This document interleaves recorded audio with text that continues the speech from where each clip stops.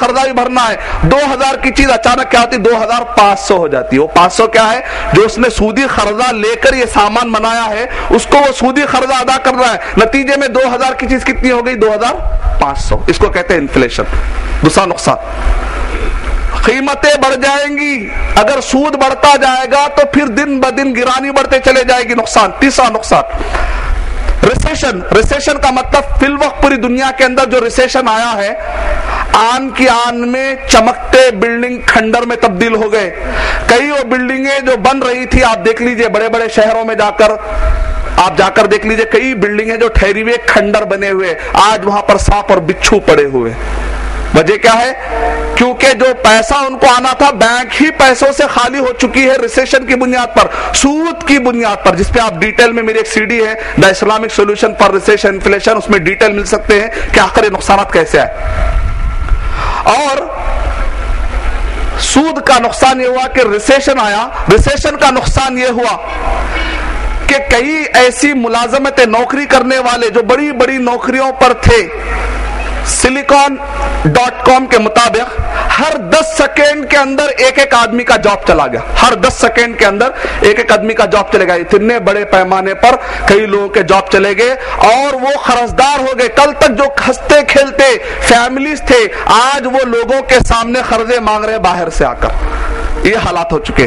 بلکہ میں نے شارجہ کے ایئرپورٹ کے بغل میں نے دیکھا کہ وہاں پر بہت بڑا ایک میدان ہے کہ جب وہاں کے لوگوں کی نوکریاں چلے گئی تو اس سے پہلے کہ کار, اور جو انہوں نے کار لون لیا, جو ہاؤس لون لیا, اس سے پہلے کہ سود لینے والا ان کو لینے آئے, وہ ایئرپورٹ کے پاس کار چھوڑ کر بھاگ گئے. آج ایئرپورٹ کے بغل میں ہزاروں کاریں ٹھہری ہوئی ہیں جن کے اصل مالکین دوسرے ملک میں بیٹھے ہوئے ہیں اور اپنے جاب کے انتظار کر رہے ہیں. گاڑیاں کھڑی ہو گئی, ہنستے کھیلتے فیملیوں کے چہروں سے خوشی چلے گئی اور بڑے بڑے بلڈنگ کنڈر میں تبدیل ہو گئے. اس سے بڑھ کر نقصان یہ ہے, لیہمن برادرز اور AIG دو بڑی دنیا کی بینکیں ہیں, $61.9 بلین کا نقصان ہوا اور ایک کا 536 بلین ڈالر کا نقصان ہوا. دونوں کے گرنے کے تھے. امریکہ کی بہت بڑی بینکیں ہیں, یہ دونوں جب گری تو ان کی بات, ان کے پاداش میں, ان کے ریزلٹ میں 757 بینک پورے کے پورے بینکرپٹ ہو گئے, پاپر ہو گئے. نتیجے میں کئی کریڈٹ کرنچ آیا. کریڈٹ کرنچ کا مطلب کیا ہوتا ہے, پروجیکٹس موجود ہیں, آپ جا کر دیکھ لیجئے, جتنے بڑے بڑے بزنس مین ہیں پورے پریشان ہیں. کریڈٹ کرنچ مطلب یہ ہے کہ پروجیکٹس موجود ہے, بلڈنگ بنانا سب تیار ہے, لیکن پیسہ ہی نہیں ہے بینکوں کے اندر کہ آپ کو پیسہ دے سکے اور آپ کا کاروبار آگے بڑھ سکے. اور ایک نقصان, accumulation of money. Accumulation of money کا مطلب کیا ہے, مال کے اندر, بزنس کے اندر کامیابی کی نشانی یہ ہے کہ بزنس کے اندر مال پھیلتا رہے, مال آپس میں ملتا رہے اور مال کہیں پر ایک جگہ پر جامد نہ ہو جائے, سکڑ نہ جائے, ایکومولیٹ نہ ہو جائے. اگر آپ تعجب کریں گے, فی الوقت پوری دنیا میں اگر میرے اور آپ سب کے جیبوں میں سے اگر ہم پیسے نکالیں گے تو ہمارے جیبوں میں سے پوری دنیا میں فی الوقت کتنا پیسہ پایا جاتا ہے آپ جانتے ہیں؟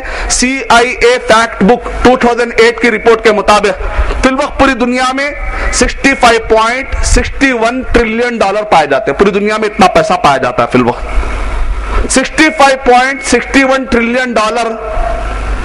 آپ جانتے ہیں اس میں کا 2/3 پیسہ, 2/3 یعنی کہ ثلثین, یعنی کہ 1/2, اس میں کا یعنی کہ ثلثین کا مطلب یہ ہوتا ہے کہ آدمی کا جو معاملہ ہے کہ یہ پورے مال میں $65.61 ٹریلین میں کا 2/3 پیسہ کتنے لوگوں کے ہاتھ میں آپ جانتے ہیں؟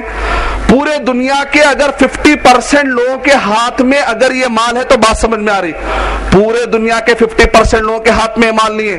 اچھا جان دو, ٹھیک ہے, پورے دنیا کے 10% لوگوں کے ہاتھ میں یہ مال ہے نہیں, پورے دنیا کے 1% لوگوں کے ہاتھ میں اتنا بڑا مال ہے نہیں.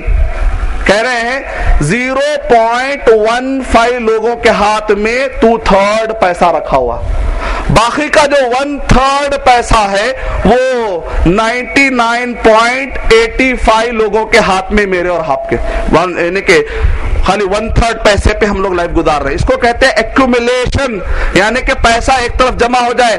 سورہ حشر سورہ نمبر 59 کے آیت نمبر 7 میں اللہ سبحانہ و تعالیٰ نے اعلان کیا کہ لا یکون دولتم بین الاغنیاء منکم، ایسی اکنامی نہیں بنانا چاہیے کہ مال جا کر صرف مالداروں کے پاس رہ جائے اور غریب بیچارے پہ ترستے رہے.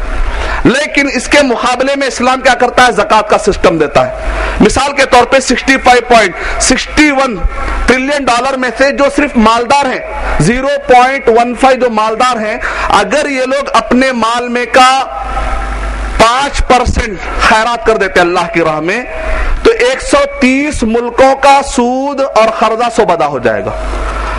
اور اگر یہ لوگ اپنے مال میں کا 10% خیرات کر دیتے ہیں تو دنیا کے سارے جتنے بھی غریب جن کے پاس روٹی نہیں ہے اور جن کے پاس کھانے کو کھانا نہیں ہے سونے سے پہلے، ان سب کو روٹی مل جائے گی، ان سب کا پیٹ بھر جائے گا. اور اگر یہ لوگ اپنے مال میں کا صرف 2.5% نکالے، اسلام زکوٰۃ کتنا مانگتا ہے؟ 2.5%.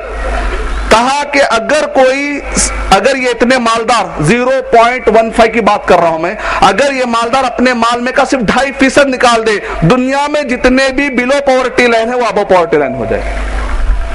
ایک طرف زکوٰۃ کے یہ فائدے، وجوب الصدقات، اللہ سبحانہ و تعالیٰ زکوٰۃ اور صدقات کو بڑھاوا دے کے رہے گا. یمحق اللہ الربا، ربا کی وجہ سے نقصان ہوتا رہے گا. دنیا 155 ملک آج غریب ہو گئے، آج ان کو تھرڈ ورلڈ کنٹری کہا جا رہا ہے. نانے شبینہ کے لیے ترس رہے ہیں، جاب کے لیے ترس رہے ہیں، اتنے بڑے نقصانات ہو رہے ہیں. اور یہ سود کے جو میں نے آپ کے سامنے نقصانات بتلائے ہیں، اس کے باوجود بھی کچھ غلط فہمیاں ہیں. پہلی غلط فہمی، لوگ کہتے ہیں سود کے بغیر کاروبار نہیں چلتا، سود کے بغیر دنیا نہیں چلتی، دنیا چل ہی نہیں سکتی. عمر بن عبدالعزیز رحمۃ اللہ علیہ نے 3 بر اعظموں پر حکومت کی، اور یہ 3 بر اعظموں پر جب انہوں نے حکومت کی تو یہ پوری کی پوری حکومت سود کے بغیر چلائی انہوں نے الحمدللہ. اور عمر بن عبدالعزیز رحمۃ اللہ علیہ کے زمانے کا واقعہ یہ ہے، الاموال میں لکھا ہوا ہے کہ نبی صلی اللہ علیہ وسلم کے زمانے میں حال یہ تھا کہ بعض اوقات کھانے کو مشکل ہوتی تھی، لیکن عمر بن عبدالعزیز رحمۃ اللہ علیہ کے زمانے میں مدینے کا حال یہ تھا کہ مدینے میں ڈھونڈنے کے باوجود بھی زکوٰۃ لینے والا نہیں ملتا تھا. اس حد تک فائدے زکوٰۃ کی وجہ سے. لوگ کہتے ہیں کہ سود کے بغیر دنیا نہیں چلتی. عمر بن عبدالعزیز رحمۃ اللہ علیہ جو ایمان کے پختہ تھے، مسلمانوں ہمارے اندر ایمان کی پختگی بڑھانے کی ضرورت ہے. ہمارا گھر نہیں چل سکتا، وہاں تو 3 بر اعظم چلایا کرتے تھے وہ لوگ. 3 بڑی بڑی حکومتیں، 3 بر اعظموں کی حکومت وہ لوگ سنبھالا کرتے تھے. دوسری غلط فہمی، بعض لوگ کہتے ہیں نہیں یہ تو دارالحرب ہے. کہتے دارالحرب یعنی کہ پلیس آف وار. کہاں ہے پلیس آف وار؟ اچھا، اگر پلیس آف وار ہے یعنی جنگ کی جگہ ہے تو پھر جنگ چھوڑ کے سود کھا رہے. یہ تو عجیب لاجک ہے، الٹی لاجک ہے، الٹی نیا بہ رہی. ادھر کہہ رہے کہ یہ دارالحرب ہے لہذا سود کھا سکتے. دارالحرب ہے تو آپ کو جنگ کرنا چاہیے. پھر اگر معلوم ہو گیا حکومت کو کہ بھئی لوگ دارالحرب کا عقیدہ رکھ رہے ہیں، اسی لیے جمعیت علماء ہند نے اعلان کر دیا کہ ہندوستان دارالحرب نہیں ہے، دارالامن ہے. یہ پلیس آف ایگریمنٹ ہے، یہ پلیس دارالمعاہدہ ہے، یہاں پر امن کے ساتھ ہے، دارالحرب نہیں ہے. اور اگر دارالحرب ہو بھی جائے تب بھی ایسی کوئی صحیح حدیث نہیں ہے کہ جو یہ بتلاتی ہے کہ دارالحرب میں سود حلال ہو جائے گا. کل کے دن لوگ کہیں گے دارالحرب ہے، یہ پلیس آف وار ہے، کہہ کر پھر زنا کو بھی حلال کر دیں گے، نعوذ باللہ. پھر تو شریعت کوئی چیز باقی نہیں رہے گی. تیسری چیز، بعض لوگ کہتے ہیں کہ نہیں پھر سود کے بغیر چارہ نہیں ہے، پھر ہمیں کوئی آپ حل دیجئے. آسان حل ہے، اگر آپ چاہیں تو 10 مسلمان مل کر آپس میں ہم فکر ہم خیال مسلمان مل کر مسئلے کا حل کر لے سکتے ہیں آپس میں. ٹھیک ہے، بیت المال بڑے لیول پر قائم ہوتا ہے تو بہت بڑی بات ہے. اگر ملکی سطح پر قائم نہیں ہوتا، ضلعی سطح پر قائم نہیں ہوتا، شہر کی بنیاد پر قائم نہیں ہوتا، کم سے کم 10 افراد خاندان کے صحیح خاندان کے لوگ آپس میں مل کر جوائنٹ وینچر کھول سکتے ہیں. جوائنٹ وینچر کا مطلب کیا ہے؟ بعض لوگ کہتے ہیں نہیں مسلمانوں میں اتنا اتحاد نہیں ہو سکتا، پیسے ہم جمع کر کے متحد نہیں ہو سکتے. یو کے اور یو ایس اے میں غیر مسلم یو ایس اے متحدہ الامم المتحدہ وہ لوگ مل کر حکومت چلا سکتے ہیں. تو کیا ہم 10-12 لوگ مل کر حرام کمائی سے نہیں بچ سکتے؟ ضرور بچ سکتے. اللہ کا تقوی پیدا کیجئے، ڈر پیدا کیجئے. ہم خیال اور ہم فکر یا محلے کے کچھ لوگوں کو لے کر، خاندان کے کچھ لوگوں کو لے کر کیا کیجئے. مان لیجئے کہ آپ کے پاس 25 سال ہے، آپ کے پاس 50 سال ہے، آپ کے پاس 50 سال ہے. 10 لوگوں کو جمع کیجئے، 3 لاکھ میں اچھی خاصی زمین آ جاتی. 3 لاکھ میں اچھی خاصی زمین آ جاتی ہے، مسجد کے کسی متولی کو یا خاندان کے کسی اچھے آدمی کو یا کوئی انفلوئنشل آدمی کو یا کوئی وکیل کو لے کر ایک پیپر بنائیے، اس میں میرا اتنا پیسہ ہے، اس میں میرا اتنا پیسہ ہے، اس میں میرا اتنا پیسہ ہے، ہم سب نے مل کر 10 لوگوں نے مل کر فلاں جگہ پر زمین لی ہے، 6 مہینے کے بعد ہو سکتا ہے زمین کی ویلیو بڑھ جائے۔ اگر جیسے 6 مہینے کے بعد زمین کی ویلیو بڑھ جائے، جس کا جتنا پیسہ ہوگا اس کے ریشو کے حساب سے پروفٹ آ جائے گا، بچوں کی فیس بھی ادا ہو جائے گی، گھر کا مسئلہ بھی حل ہو جائے گا، حرام کمائی سے ہی بچ جائیں گے۔ ہم اگر الگ الگ رہ کر جینا چاہتے ہیں، یار شیخ اپنا اپنا دیکھ والی پالیسی پہ اگر چلتے ہیں